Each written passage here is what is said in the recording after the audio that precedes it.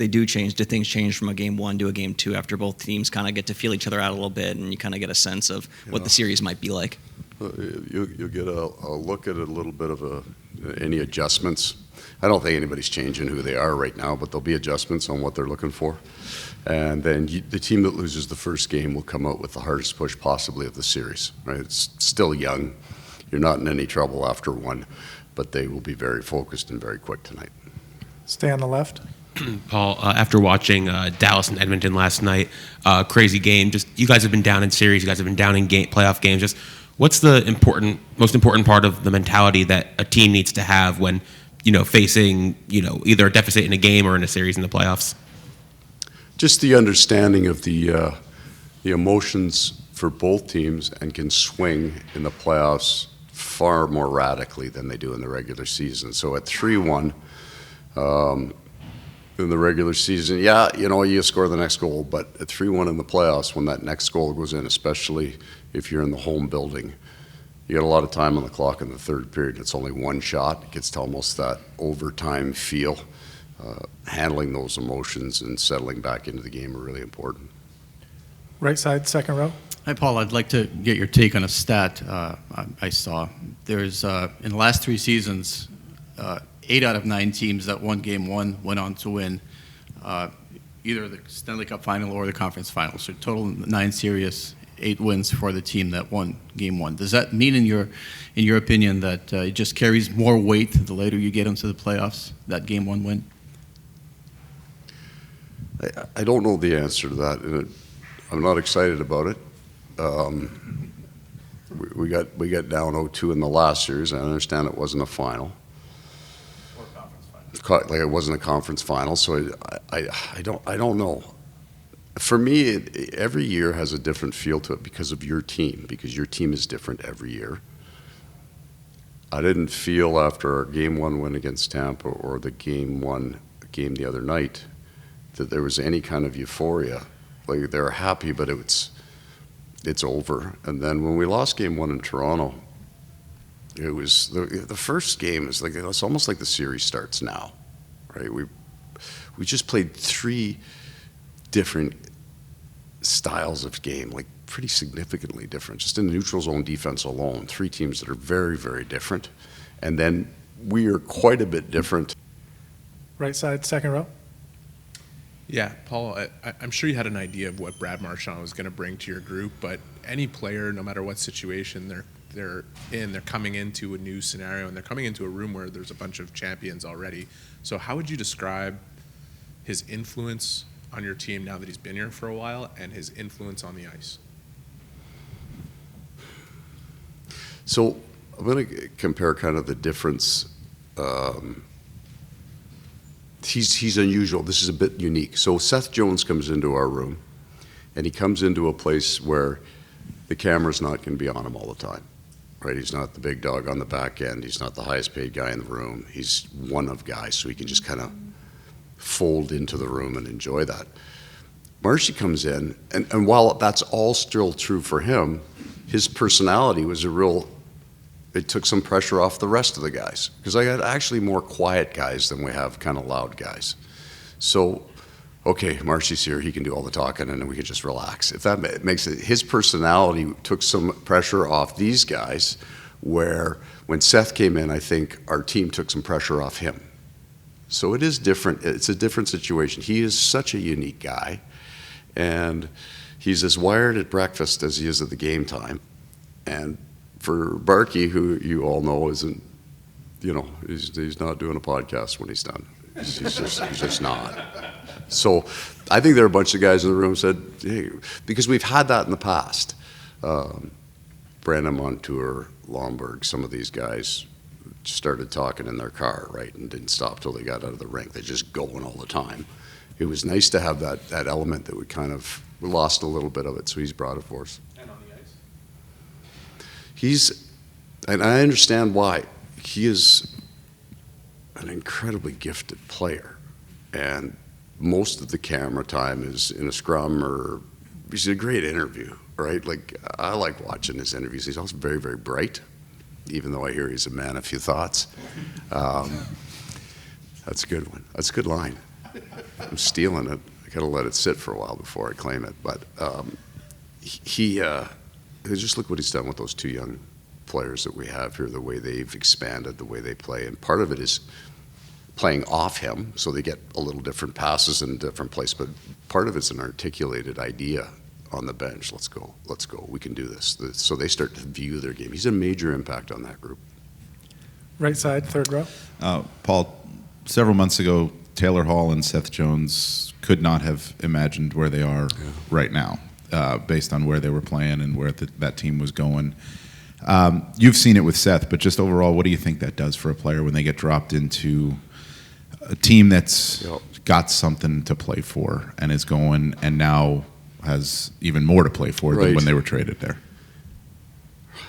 Well,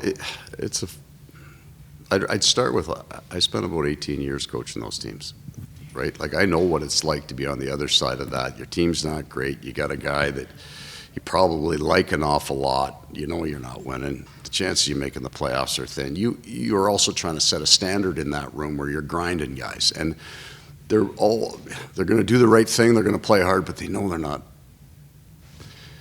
And they're not 22 anymore, right? The clock's ticking. They want to win. They probably made enough money. They're not worried about that's not a driver for them. Like, just financial security. That day's passed. So they get a reprieve in that.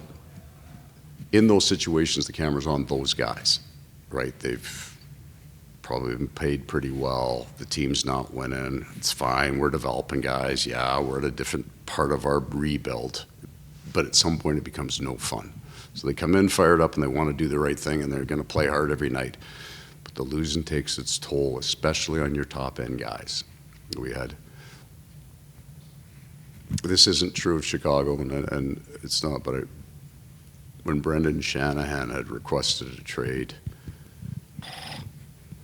25 years ago, he was good about it. You know, he said the thing he missed the most, he said there are no big games in Hartford.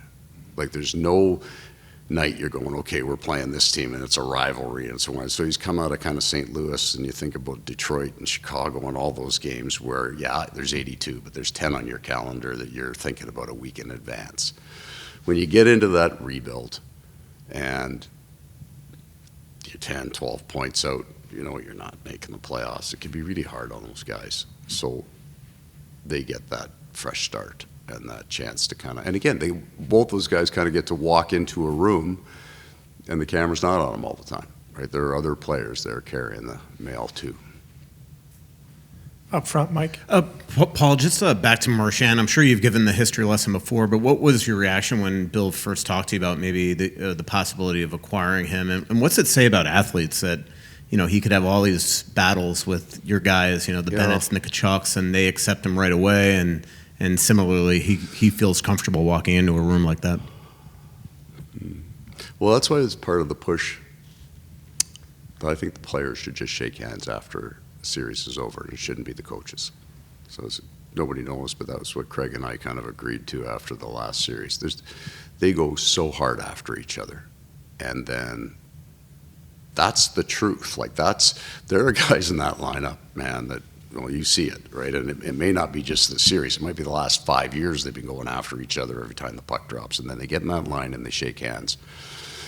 And I think you find out when a player walks in the room, even if he's had his great battles, they're so happy that it's over. I don't have to fight you anymore. I don't have to, you know, hack and whack in the corner for 60 minutes. So that, and I think that there's more movement than there was 20 or 30 years ago.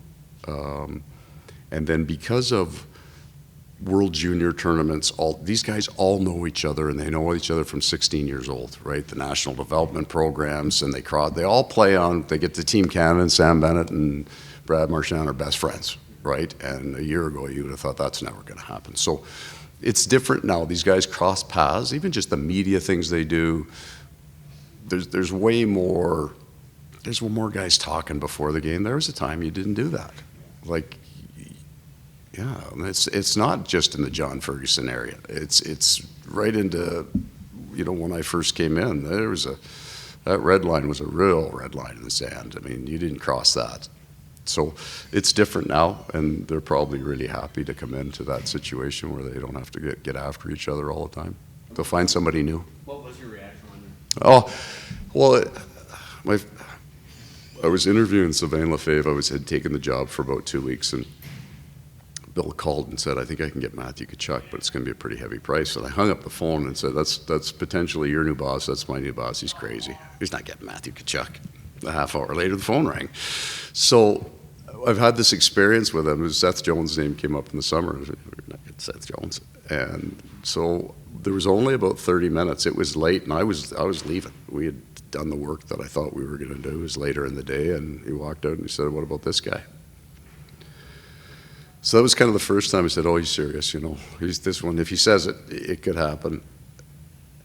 You're excited. I didn't think we had a huge hole on our team. This was an ad. It wasn't, hey, if we add this guy, it's going to fix a bunch of things. I thought we were pretty good. And then you don't know. Even, I think we have people that know Brad in our organization, know him very, very well. And that was our biggest concern, is how would that fit? And they were sure that would be, but I'd never met the guy. I mean, so there's always a little bit of nervousness about there's as many stories about bringing in high-end guys toward the end of their career, and it doesn't work and it doesn't fit. But they were sure, and I would say the thing that I think that our management group does the best is they identify as guys that can come and fit in the room and play our style of game and kind of flourish. So he said he had a chance. We said, well, absolutely. Any more questions for Coach? Okay, no Okay, more guys. questions. Thanks, Coach.